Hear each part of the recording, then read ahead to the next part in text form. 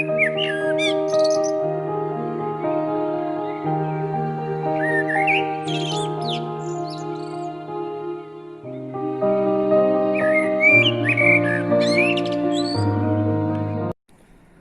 बच्चों, आज जो हम पढ़ने जा रहे हैं पाठ, वो है कविता मीराबाई के पद।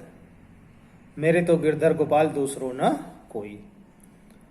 देखिए, ये जो पद हैं मीराबाई के, उसके पढ़ने से पहले आप मीराबाई के बारे में थोड़ा सा जान लीजिए। बात इतना तो सुना ही होगा आपने कि मीराबाई श्री कृष्ण भगवान की भक्त थी, और ऐसी भक्त थी कि उन्होंने उसमें लीन होकर के उनकी भक्ति में पूरा घर द्वार छोड़ दिया था।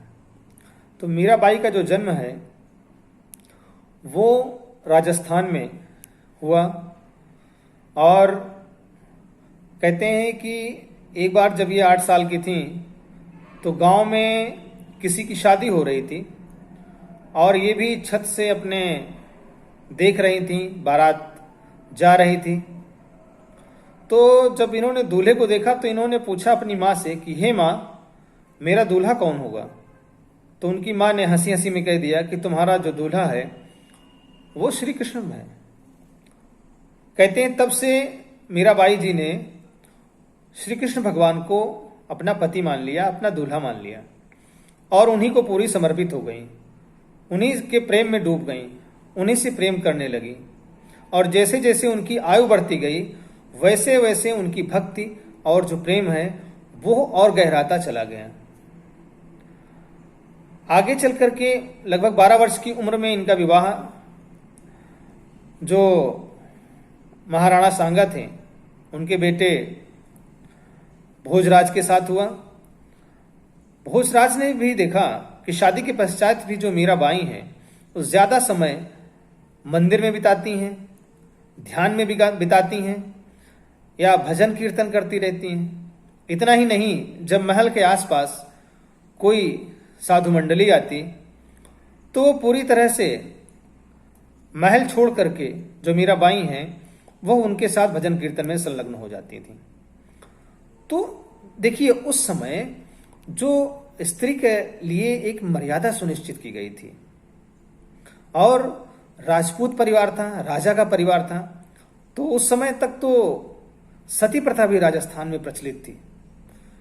कहते हैं कुछ समय बाद उनके पति की मृत्यु हो गई और उनको सती करने के लिए ले जाया जाने लगा, लेकिन उन्होंने इनकार कर दिया। उन्होंने बोला कि मैंने तो अपना पति श्री कृष्ण भगवान को मान लिया है, मैं किसी के साथ सती नहीं होंगी। फिर इसके बाद जब उनकी ये प्रक्रिया, जो व्यवहार था और जो समर्पण था श्री कृष्ण के लिए, जो महल के लोग थे उनको पसंद नहीं था। तो उन्होंने सोचा कि ये ऐसे मानेंगे नहीं, तो इनको जो है प्रताड़ित करते हैं। तो विभिन्न तरह से तो प्रताड़ित किया ही इनको, लेकिन इसके बाद कहते हैं जहर तक दिया गया इनको, जहर का प्याला दिया गया। इन्होंने जहर का प्याला पी लिया, लेकिन इनके शरीर पर कोई असर नहीं हुआ। लेकिन इस तरह से बहुत ज्यादा परेशान होकर के इन्होंने घर द्वार छोड़ दिया, और बाद में द्वारका गईं और वृंदावन गईं, जहां पर ये पूरी तरह से श्री कृष्ण की जो भक्ति थी उसमें लीन हो गईं। एक इनके अंदर चिंता थी कि मेरा कोई गुरु हो जो मुझे सच्चा ज्ञान दे सके, जो मुझे दीक्षा दे सके। तो कहते हैं ढूंढते ढूंढते ढूंढते ये उस समय के जो संत कवि थे वो रैदास के पास पहुंची, और रैदास जी ने इनको दीक्षा दी। तो मीराबाई के गुरु जो हैं वो रैदास जी माने जाते हैं। ठीक है, तो इस तरह से इनकी जिंदगी आगे बढ़ती रही, और अंततः इन्होंने श्री कृष्ण की भक्ति में लीन होकर के बहुत से गीत गाए, बहुत से गीत लिखे, और जो इनकी भाषा रही वो राजस्थानी मिश्रित ब्रज भाषा रही। तो जो आज हम ये पद पढ़ने जा रहे हैं इनका, उसमें सबसे पहली बात तो ये है कि इस गीत को गा भी सकते हैं लोग, लेकिन हम यहाँ समझेंगे, पढ़ेंगे। ठीक है, आपने बहुत सुना होगा, वीडियोस देखे होंगे, समझे होंगे, देखिए हम पढ़ना शुरू करते हैं इसको कि मेरे तो गिरधर गोपाल दूसरो न कोई। पहली ही पंक्ति में मीराबाई जी ने अपनी जो अनन्यता है, एक निष्ठ भक्ति है, वो प्रकट कर दी है कि मेरे तो गिरधर गोपाल, अर्थात जो मेरे ईश्वर हैं, जो मेरे आराध्य हैं, जो मेरे उपासक हैं, वो हैं श्री कृष्ण, गिरि को धारण करने वाले गोपाल, यानी गायों को चराने वाले जो श्री कृष्ण हैं, वही मेरे सर्वस्व हैं और दूसरा कोई भी नहीं है। मेरे तो गिरधर गोपाल दूसरो न कोई, जाके सिर मोर मुकुट, जिसके सिर पर मोर का मुकुट सुशोभित है, वही मेरे पति हैं। देखिए पति का तात्पर्य यह है, नहीं है मात्र कि जो है वो सामाजिक रूप से पति हो गए, बस शादी हो गई उनके, बस पति का मतलब पालनहार, पति का मतलब जो सुख दुख में साथ दे, जो जीवनचर्या में साथ दे। और देखिए इन्होंने तो अपना, जब श्री कृष्ण को पति मान लिया तो वो उनकी पत्नी हो गई, प्रेमिका हो गई। और एक और मैं आपको शिल्प सौंदर्य की बात बता रहा हूं कि इनकी जो भक्ति है ना, देखिए भक्ति कई तरह की होती है। दास्य भक्ति होती है, जिसमें जो भक्त है वो प्रभु को मालिक मानता है और स्वयं को दास मानता है, ठीक है। लेकिन इनकी साख्य भक्ति है।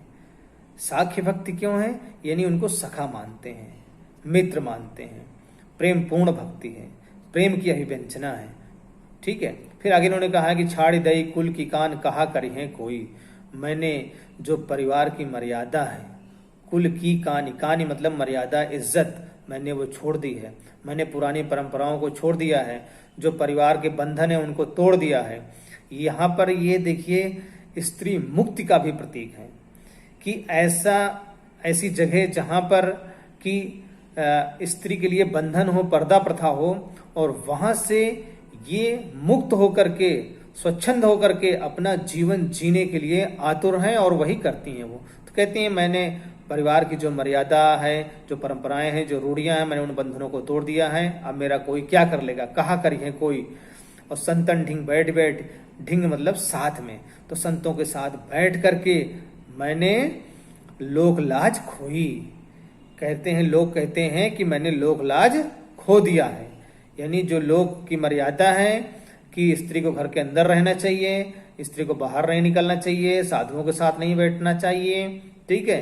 तो लोगों के हिसाब से मैंने लोक की मर्यादा खो दी है, लोक लाज खो दिया है, ऐसा लोग कहते हैं। लेकिन वो कहते हैं इन लोगों ने मुझे बहुत प्रताड़ित किया है, मैंने आंसुओं के जल से सींच सींच के प्रेम बेली बोई है, यानी जो मेरे हृदय में पीड़ा रही है, जो मुझे घर और परिवार और समाज से प्रताड़ना मिली है, उनको सह सह करके मैंने अपनी भक्ति को इस तरह बढ़ाया है जैसे एक बेल धीरे धीरे बढ़ती रहती है और किसी शाखा के चारों तरफ उसमें लिपट जाती है, क्योंकि उस शाखा से वो प्यार करती है, उस शाखा के प्रेम में डूब जाना चाहती है, उसी के साथ रहना चाहती है, उस पेड़ के साथ रहना चाहती है। ठीक इसी तरह से मीराबाई कहती हैं कि मेरी जो प्रेम रूपी बेली है, यहाँ रूपक अलंकार है, देखिए कि प्रेम बेली, मैंने प्रेम रूपी बेली को, श्री कृष्ण के प्रति जो मेरा प्रेम है, उस बेली को मैंने आंसुओं की पीड़ा से, यानी जो पीड़ा है मेरी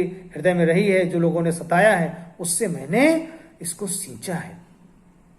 और अब तो बेली फैल गई, अब तो मेरे शरीर के रोम रोम में ये बेली फैल गई है, और अब तब मेरे शरीर को, मेरे मन को आनंद ही आनंद है। तो अब तो बेली फैल गई, आनंद फल होई, अब तो आनंद ही आनंद मुझे मिल रहा है इस भक्ति में, इस समर्पण में, इस प्रेम में, ठीक है। फिर आगे कहते हैं कि दूध की मथनियां बड़े प्रेम से पिलोई। जिस तरह से दूध में मथनी मथी जाती है और उसके बाद जो मथनी होती है, गांव में देखिए ऐसे ऐसे मथते हैं उसको, एक लकड़ी की डंडी होती है, उसको जो दूध जम जाता है, दही बन जाता है, उसका मलाई रहती है, तो उसमें उसको मथते हैं ऐसे ऐसे, और फिर उसके बाद काफी देर जब मथते हैं तो उसमें से जो नवनीत होता है, मक्खन होता है, उसको निकाल लेते हैं, निकाल करके उसको रख लेते हैं, और उसके बाद जो मट्ठा होता है वो छोड़ दिया जाता है दोहनी में, ठीक है। तो ये कह रही हैं कि मैंने जो अन्य भक्ति की परंपराएं हैं, इनकी जो भक्ति क्या है, वो सगुण भक्ति है, कृष्ण भक्ति धारा है, साकार भक्ति है। तो कहते हैं कि अनेक तरह के लोग अनेक अनेक तरह की बातें करते हैं। इस संसार के लोग तो पता नहीं कितनी तरह की बात करते हैं, लेकिन मैंने दूध की मथनियां बड़े प्रेम से बिलोई है। और यानी ये जो भक्ति की यानी दूध है जो है वो भक्ति का प्रतीक है, श्री कृष्ण के प्रति भक्ति का, और प्रेम जो है साधन है। यहाँ पे दूध जो है वो क्या है, श्री कृष्ण के प्रति भक्ति है, ठीक। और जो प्रेम है वो इनका साधन है। कहते हैं इसको मैंने बिलो लिया है और दधि को मध के घृत काढ़ लिया है। और जो घृत है यानी नवनीत है वो क्या है, श्री कृष्ण की भक्ति है। श्री कृष्ण के प्रति जो प्रेम है उसको मैंने निकाल लिया है। डार दे छोई बाकी पूरा मैंने छोड़ दिया है। क्या छोड़ दिया है, परिवार छोड़ दिया है, समाज छोड़ दिया है, संसार छोड़ दिया है। अन्य लोग जो मुझे समझाते रहते हैं मैंने उनकी सब बातों का त्याग कर दिया है। मैं पूरी तरह से श्री कृष्ण की भक्ति और उनके प्रेम में डूब गई हूं। मट्ठे की तरह, छाछ की तरह, छोई मतलब छाछ की तरह मैंने उसको छोड़ दिया है। अब भगत देख राजी हुई, मेरा स्वभाव ये है क्या कि जब मैं संतों को देखती हूँ, साधुओं को देखती हूँ, सज्जनों को देखती हूँ, तो उनके साथ बैठने का, उनके साथ भगवत भजन करने का मन होता है। मेरे हृदय में प्रसन्नता की अनुभूति होती है। लेकिन जब मैं जगत को देखती हूँ, इस संसार को देखती हूँ, इस संसार के लोगों को देखती हूँ जो इस माया में डूबे हुए हैं, सांसारिक माया मोह के बंधन में बंधे हुए हैं, एक दूसरे से स्वार्थ ईर्ष्या कर रहे हैं, तो मुझे रोना आता है। भगत देख राजी हुई और जगत देख रोई, मुझे रोना आता है इनकी अज्ञानता पर। फिर दासी मीरा लाल गिरधर कहती हैं कि हे श्री कृष्ण प्रभु, हे गिरि को धारण करने वाले प्रभु, आपकी दासी मीराबाई आपको याद कर रही है और आप ही उसके सर्वस्व हो। मेरा इस जीवन से उद्धार करो, अर्थात इस भवसागर से मुझे तारो, अर्थात उद्धार करो। तारो मतलब उद्धार करना, पार करना।